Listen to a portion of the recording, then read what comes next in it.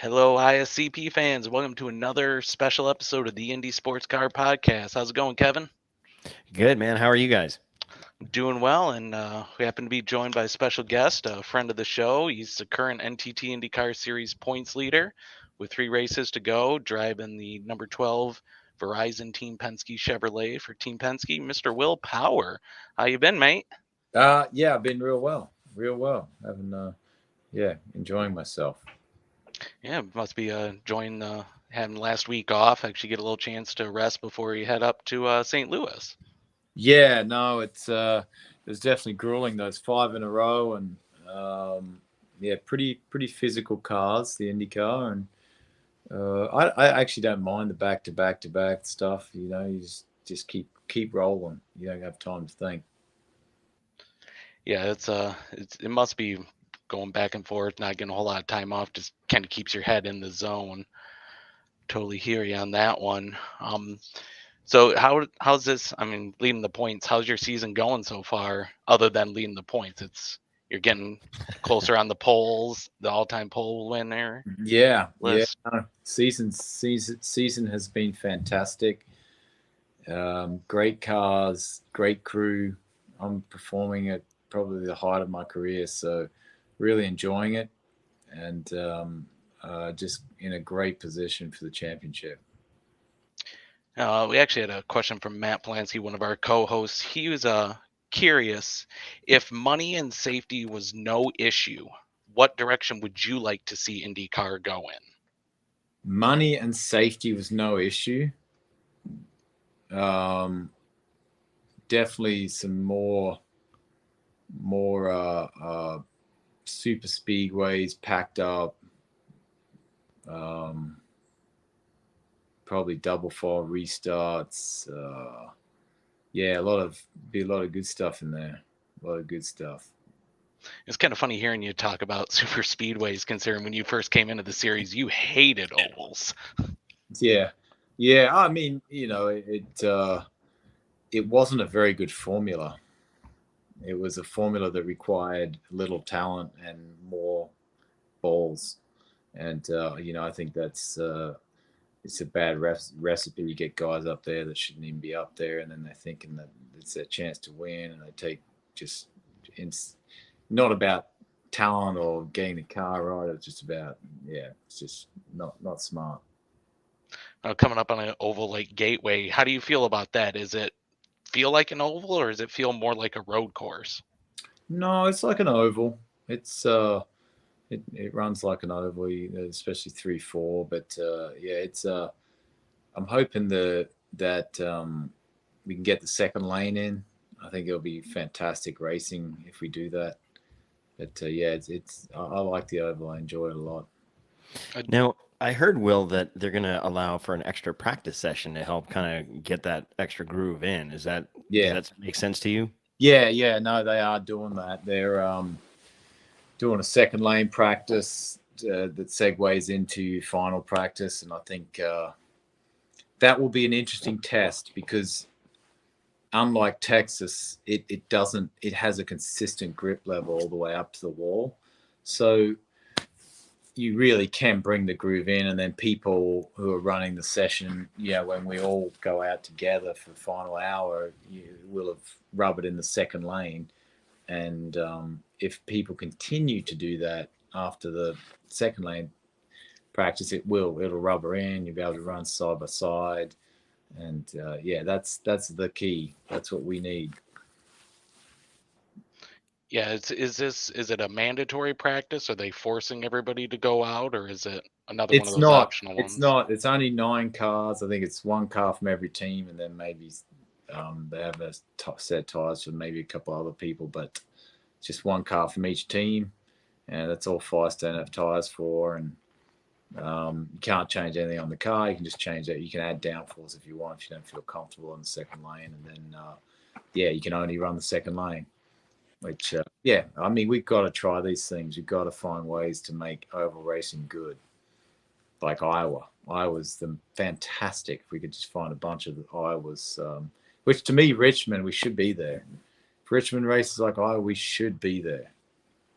Yeah, they were supposed to a few years ago. They had the deal in place. I think it was 2020, and then Yeah. COVID kind of canceled all that, and they never really got it back together. Have you heard of any discussions about trying to return back up there? Yeah, I don't know the reason why we didn't go there. It's a NASCAR thing, or Phoenix was the same. Phoenix, but then again, I think Richmond would be better than Phoenix because you can run 2 lanes. Yeah, I've always said Phoenix was terrible. And anytime NASCAR gets their hands on a track and reconfigures it, repaves it for them, it just about destroys it for Indy.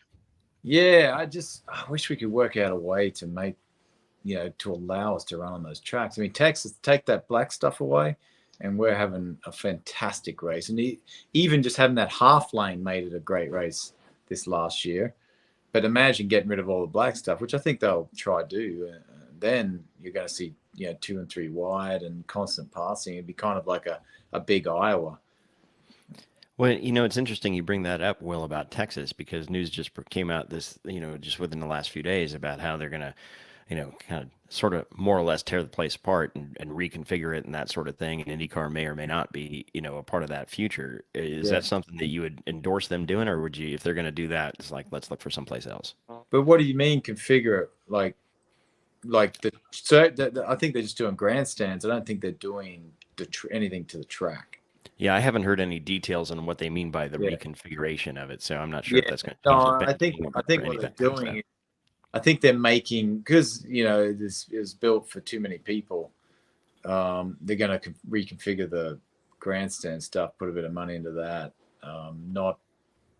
They already reconfigured the track, so that's what I thought. I don't think they're going to do anything with the track except try get the black stuff off. I think we're going to try to do, because it's actually weathered enough where you don't need that now. Like it actually, the track, the tires are great enough where second lanes really work, even for NASCAR, I think. So not even NASCAR wants the black stuff up there.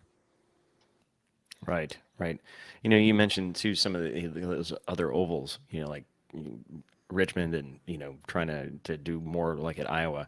I've recently heard some of the drivers say that they would love to go back to Milwaukee. Now I highly doubt that that's a possibility. But did you like Milwaukee? Yeah, that's another one.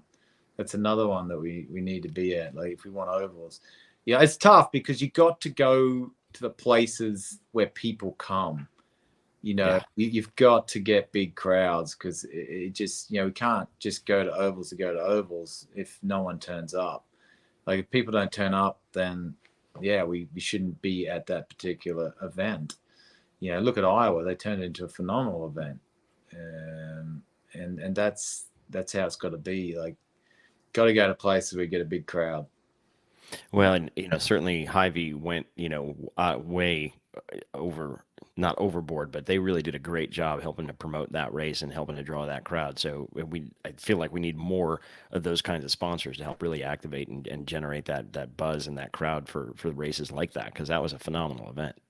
Oh man, yeah, what a sponsor, what a fantastic sponsor Hy-Vee is. That's great for the series. Great. We were lucky to have them. Absolutely. So kind of curious, you've been with Verizon now for what seems like forever. Is it nice having the stability of a sponsor and not having to go out and kind of source and sell yourself? Of course, yeah. I mean, I'm being fortunate, very fortunate. It's just so lucky to have had Verizon for 14 years, I think. I'm just fortunate. I've been blessed to be able to keep the same brand with me that whole time, and they're a great partner for the team, man. Yeah, really lucky.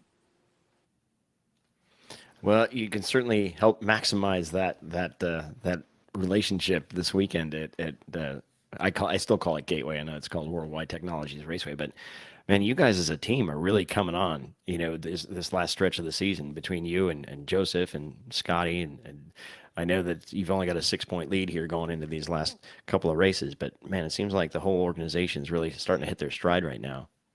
The team has been, we've been the best team for this season, and the team's been phenomenal.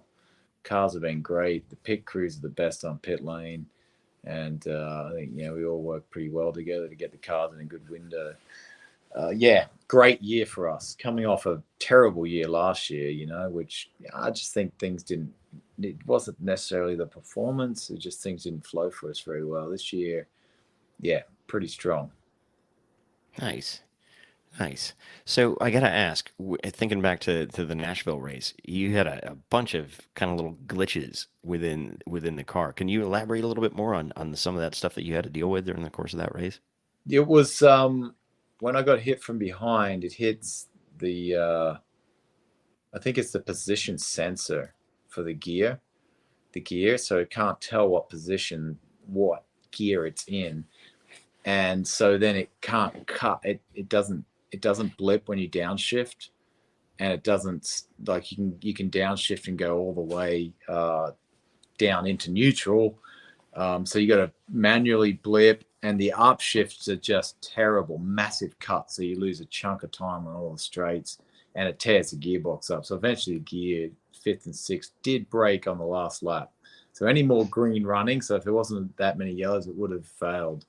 But yeah, just that was it. As soon as that happened, you're not right. You can't race. You can't. All you can do is survive, and just keep driving around. And that's all I could do. You couldn't really challenge. You couldn't, like, you had to brake really early so you could get the blips and the downshifts to synchronize. It was pretty tough when that happens. Well, that must have been like a little bit of an old school throwback, thinking you had to actually blip the car. Yeah, the thing is that it with the gear, when it was with the gear lever, it was really easy to do because you had such good feel of the gearbox. Sure. Manually putting it into gear with the actual paddle, it's not as easy. It's because I think the barrel rolls a lot faster as well. So you're doing it with your hand, where it's got an actuator that actually puts it in, and it's faster to fit that blip in. It's just in the right spot is very difficult. It's not a big enough gap to get a blip in as you would have if you're doing it manually. So yeah, it was old school. some of the guys, a lot of the guys in the field would never have blipped. Had to drive something where you have to blip. So Right. yeah, they wouldn't. I'm not sure they'd know what to do. Well, it's funny. I actually saw online Newman Haas Racing, the old team. They're selling their entire collection of Yeah, old Indy cars. If you yeah, had a chance to preview their yeah, listings. yeah. I looked at them all. Yeah, yeah, yeah. I've got my rookie champ car. Or a guy that I'm in business with bought that rookie champ car, so I just got to get an engine for it and restore it to its original state. Yeah. I mean, if That's there's someone that cool. knows something about restoring cars, it would be you. Yeah, no, I like. Yeah, I'm actually got the championship winning car. It's an F3000 car. I won a championship in Australia with, and I'm getting it sent over here so I can restore it. Nice. And so something I've been kind of curious about. Do you feel left out since Joseph and Scott have their bus bros? Do you feel kind of left out of that? I go to the track to do my work. I'm not really there to entertain, let's say.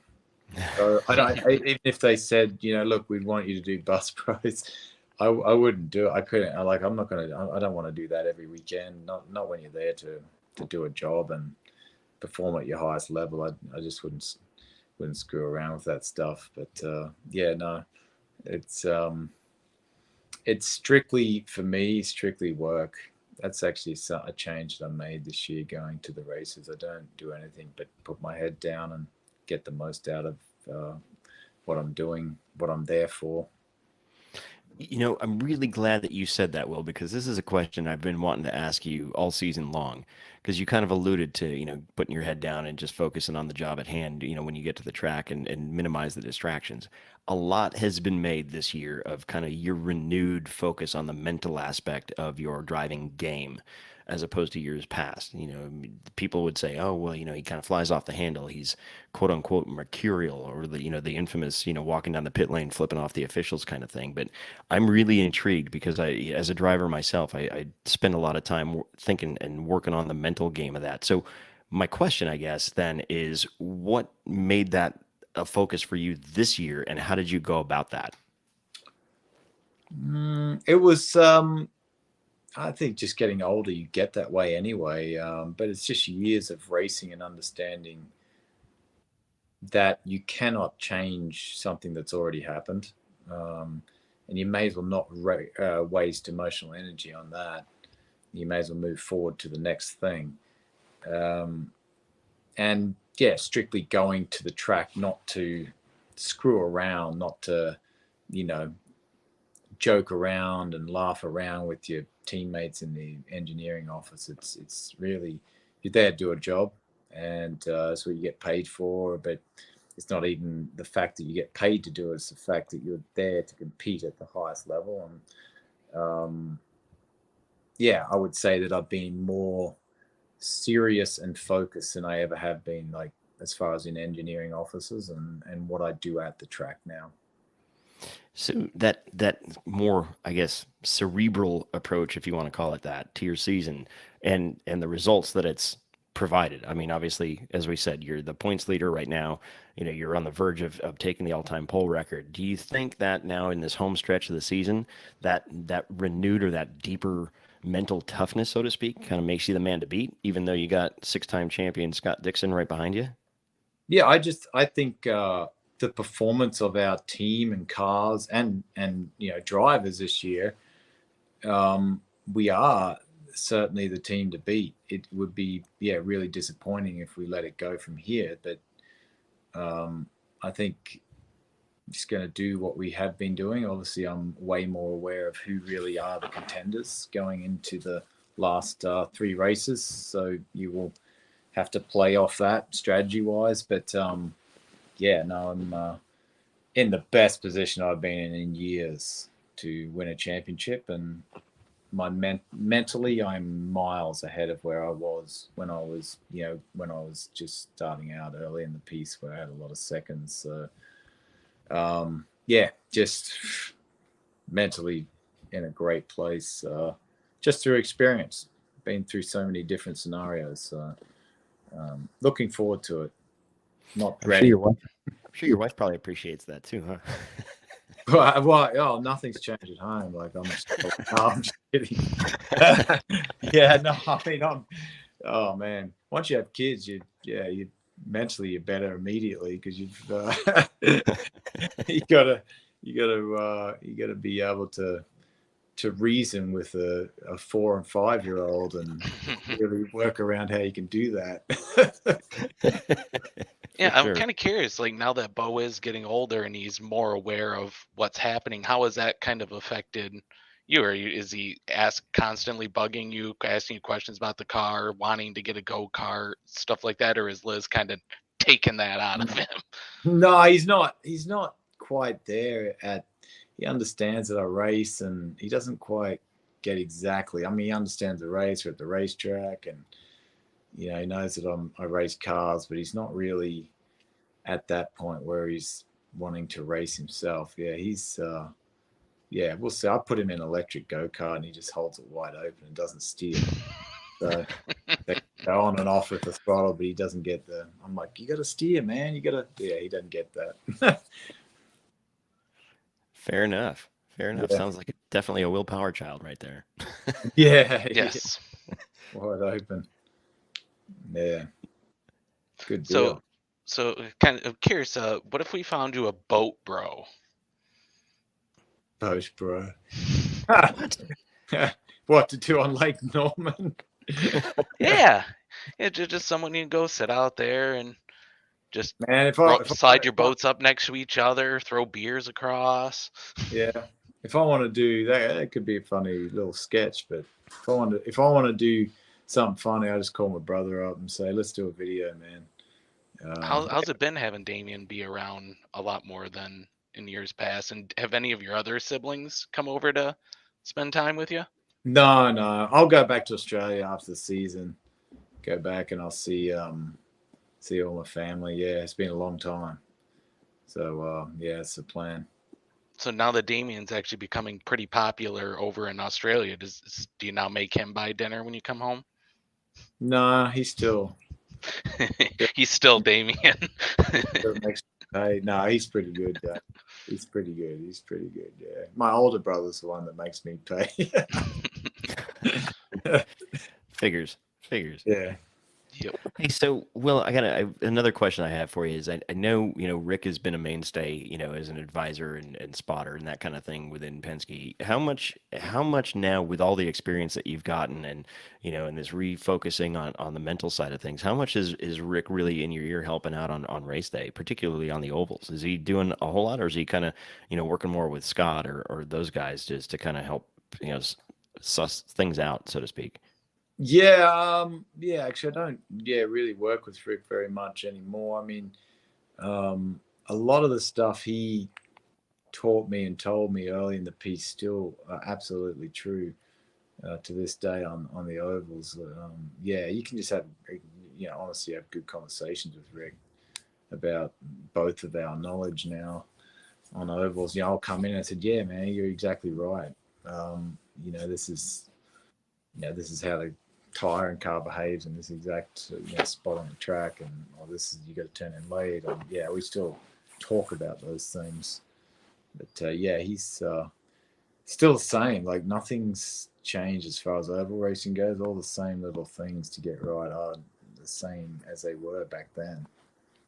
So do you feel, or do you find yourself now with Scott being kind of the new kid on the block in the team that you're kind of doing a little bit of that Rick type of role, kind of helping give him advice and things as he's getting used to IndyCar racing in the States and on ovals? We yeah, a couple of things like at Iowa on how to run traffic and such, but he's pretty good. He's pretty good. They all you can tell someone as much as you want. They just got to learn it themselves. And I think you saw that this year in Indy, how many rookies crashed. Mm-hmm. That's just one of those things that you can't tell. You're like, I was watching how Lucy was running the car. I'm like, man, you gotta. So I was like, I can't run in that small window all the time. You eventually get caught out, and that's what happened, and that's experience. Speaking of Indy, that was one of the rare occasions when for the most part, the team just kind of missed it, right? You guys didn't qualify as well as you wanted to. You didn't finish really as well as you'd hoped to. But everywhere else, you guys have been pretty damn near money. What was it you think that as you kind of did the post mortem on Indy that kind of caught you guys out? That's a tough one because we put a lot of effort into it. Well, I know how much that race means to Roger, and Yeah, especially now that he owns the place, that's yeah, near yeah. and dear to his heart, and I'm sure for all of you guys, especially now that you won one. Yeah, it was surprising that we weren't. I think Ganassi was such a standout. I think if you took Ganassi out of the equation, we're pretty close. I think Ganassi's just whatever they got going there. I mean, they're just a step above everyone, and including in the race. But the race was not the race itself for everyone was just there wasn't. It was too hard to pass. It wasn't good racing, and I think they need to make a change for next year. I think they need to either add downforce or I'm not sure what they should do, but it wasn't good racing. It was very difficult, and maybe Firestone can help with the tire. It's quite a hard tire to drive right now. Well, and I know too. There's discussion about kind of reworking the aero screen that to give some ventilation, and that may also change some of the downforce percentages as you go through the calculations. Have you heard much about that? Well, I hadn't heard nothing about changing the ventilation. I think the ventilation's fine. I didn't. Yeah, no, I don't. I hadn't heard that one. I'd heard that eventually they're gonna be able to do I think they can do it now, which is a carbon halo / windscreen, which would take a lot of weight out of it. But that's not where we need the weight to be taken out of. We need it out of the rear. The rear, if you go and take it out of the front, it'll make it even a more imbalanced car, a harder car to drive. Is there anything they can really do to shift weight forward? there's not really anything you could do unless you did a redesign and you built a lighter gearbox, which they're going to do lighter casing. I'm talking about when it goes to 2.4. I'm not talking about now, right? Right, now. yeah, the new hybrid formula. When they do the hybrid, the only thing you could do is if you did a full new gearbox and bell housing, and you put the differential at the very back, that would mean that you can run the back wheels as far back as is possible. They'd almost be behind the gearbox. The only thing that stick out is probably the attenuator. And that moves the weight forward. And you could elongate you can make the wheelbase a little bit longer as well while you're at it, which is also moving weight forward. That would mean if you did that, you could also, another way to move weight forward is sweep so if you made the wheelbase longer by 2 inches, 3 inches, then you could move the front wheels back 3 inches, and that moves. So you move the whole suspension. It's the same wheelbase, it's all moved back. Well, if you've moved the diff to the rear. So there are definitely ways that you could move the distribution forward. And yeah, maybe they need to start thinking about that, because that would certainly make it a much nice. It's a very nicely balanced car right now. It's in a very good weight distribution window, but it has taken to get to that window. This is what we've had to do. We've had to remove the rear bumpers, had to sweep the radiators forward. We had to move the wheels backwards as far as you could. Now the CVs are on their absolute limit, so we had to sweep the rear wishbones forward. We had to put a windscreen on. We put a windscreen on. That's how wrong they got it when they built that car. That's how far wrong they were on weight distribution. Wow. And basically putting that hybrid in is going to take it all the way back to where it was, weight distribution wise. Now, not to throw Dallara under the bus, do you feel like maybe if there was another constructor out there that was willing to come in and maybe have 2 different chassis, do you feel like that would help the development of the chassis? Not just like another engine manufacturer, but an actual chassis manufacturer. Well, yeah. Oh, yeah, of course. As soon as you throw competition in there, everything changes.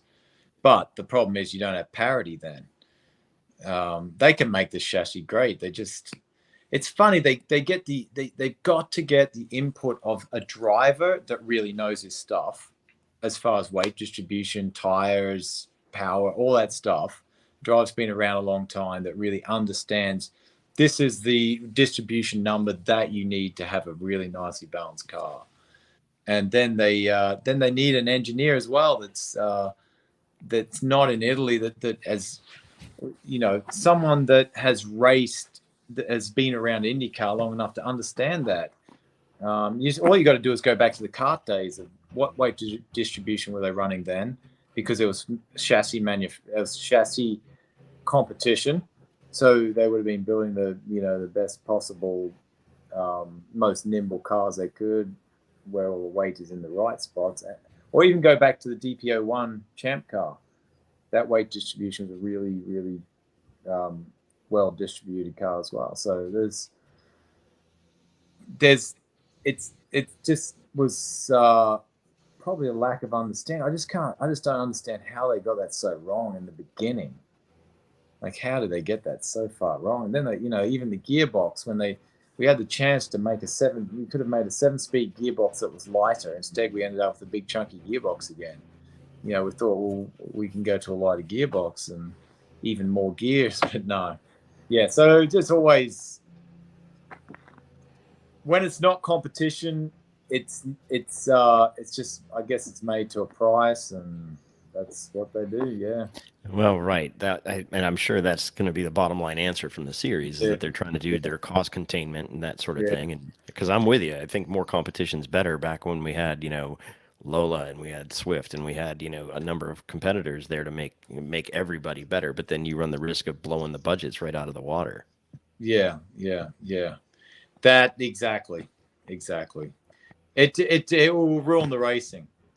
Anytime, if you brought in tire manufacturer competition, ruin the racing. Aero competition, ruin the race. It's got to be parity. It's what's made IndyCar, better than anything else in the world as far as racing goes, as far as competition. Just not everything should be spec. I'm from a massive team, and I believe that. I'm from a team that if they open the rules up, we would destroy everyone because we got more money. But I still believe for the good of the series, it should be absolutely spec. Everything you can't, because then it's just down to the engineer, driver, and team to get the absolute most out of that piece of equipment. And I think that's real racing right there. Well, about the only part of the IndyCar that isn't spec is the dampers and the suspension. So would you support a spec suspension and dampers? No, it's okay, not spec dampers. Would you support that? I would actually, and we've got the best dampers, but that's just it's not a popular. Yeah, I just think spec racing's great. I think and it puts way more value on the driver. Puts absolutely way more value on the driver. You know who really is good and who's not, who can sort cars. I mean, it's that's everyone's put way too much money into these dampers for it to kind of just go, look, let's scrap all the money that's been put into these things. So it's pretty much spec though. Everyone's also got very similar in damping now anyway. Well, I mean, you could. I mean, all you gotta do is look at SRX. That's a pretty spec series, and look who won that championship. Yeah, exactly. Yeah. Anybody could win it then. Yeah. No, it's about driving. Exactly, and I think you'd probably agree with this, Will. And I felt this way as well. It's like either give me the same thing that everybody else has, or give me the newest thing, because I want it to be about my driving ability. I don't want it to be about somebody having this weird advantage because they've got the the hot chassis or whatever, or we got outspent. Make it about the driver. Make me be the one to make the difference. Obviously, with the work with the engineers and all that kind of stuff. But put it in my hands. And I think some years ago it wasn't quite like that. So it's good to know. And I think the depth of the talent in the series is kind of starting to show that. I think this is, in my opinion, one of the deepest fields talent-wise in the IndyCar series I've seen in years. Yeah, deepest ever. Like just because of parity. Mm-hmm. Everyone's let's say the most competitive ever. I wouldn't say as far as talent, but most competitive ever. I was actually going to qualify that statement. Yeah, I figured you would probably agree with that too. Yeah, no, it's it's just simply.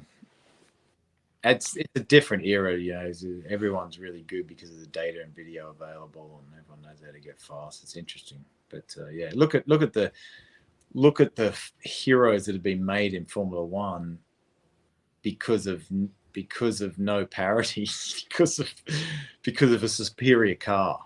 Like gods have been made in Formula One because of superior cars.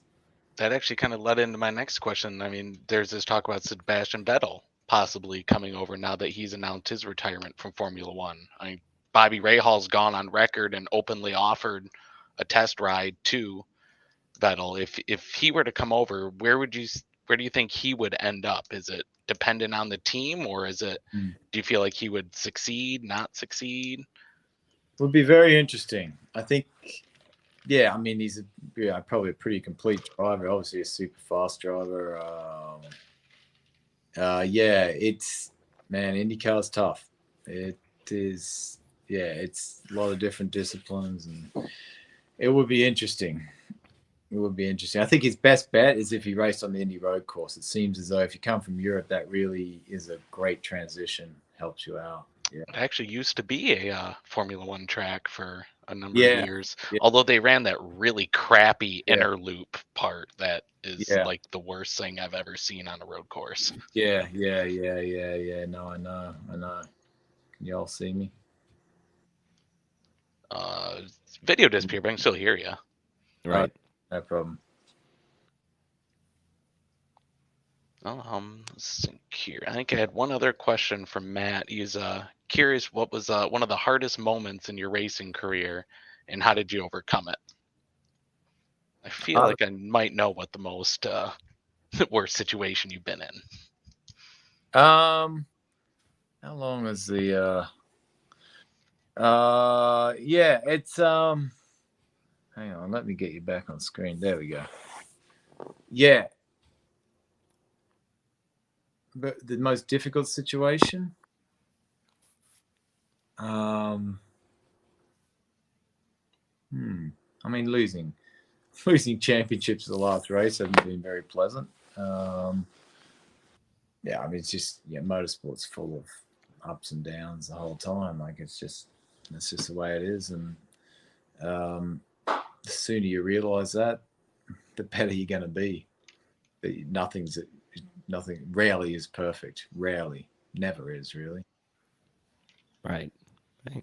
I was expecting when you broke your back. Yeah, no, that wasn't nice either. Yeah. No, that was pretty nasty. But yeah, plenty of ups and downs along the way. It wouldn't be exciting if it wasn't like that. Right. It would, if it was that easy, everybody would do it, right? Yeah, no, exactly. Yeah. So with these last 3 races coming up here, Will, obviously we start out this weekend with Worldwide Technologies Raceway, the old gateway there in St. Louis, and then finishing up at Laguna. The top 5 in the points there's only like 33 points between first and fifth, and clustered in between 2 teams. You and Joseph are in the, obviously you're leading the points. I think Joseph is 4th, and then you got the other 3 are Ganassi cars. So it's effectively going to be a straight fight, and I would imagine there's going to be probably some team orders on both ends going out. But what is the strategy going through these next 3 races? Is it I got to go out and win, or just finish ahead of the Ganassi cars, or what are you thinking at this point with the 3 races to go? Yeah, it's just be a race by race thing and see how things play out. Yeah, absolutely. Like I said, getting the most out of each weekend, and then we'll see where we're at. Yeah, you'll just have to see after each weekend, and then you'll play. You'll play accordingly. Right. Are they doing double points at Laguna? No, I thought they stopped doing that for the last race. No. That's good, because I was never a fan of that double points last race. I'm not a fan of it at Indy. I think it's really bad that you would even like consider racing conservatively if you're out of the top 5 just for points. I mean, it's actually made the championship more spread out. Being conservative for points, that's not racing. It's not right, exactly. It honestly should be no points. It should be a one-off big event that, in itself. But yeah, if you're going to race, it shouldn't be points racing at 500. It should be 100% about the result. Agreed. Yeah. Yeah. No, it's kind of like the version of a participation medal. Yeah. Exactly. Yeah, and it is weird because it's like a 33 card field instead of the normal 25, 26. So you have these one-off entries that you have a DNF and you have a bunch of people that finish ahead of you, double points. I mean, it's such a killer for a championship. It's just like you just lost 2 full races worth of points more because you got 33 cars. Like you go all the way down to 33rd. Maybe after 20th place, it should be just stop at a constant point there. Point should always the same if you want to do double, but yeah. To an extent, I mean, that double points deal almost like artificially, put Ericsson in the points lead for a good stretch there. If he wouldn't have the double points, that wouldn't have happened. Double points played out real well for him. But yeah, I mean, he's been really consistent anyway. But yeah. Is that a surprise to you to see someone like Marcus Ericsson come over from Europe and just kind of blossom in his third, fourth season? Yeah, no, yeah. I mean, he's been one of the best racers in the field for a long time. I'm gonna have to take off. I've got to take my kid to the trampoline park. I promised him. But we want to chat. Want to thank you for coming on. Yeah, absolutely. It's great talking with you. Great meeting you. Best of luck the rest of the way. Hope to see you on the podium there at Gateway. Sounds good. Thank you. Thanks for having me on. Appreciate it. Yeah, thanks for coming on. Appreciate it. Good stuff. Thanks, man. You got it. See you. See you. Bye. Bye.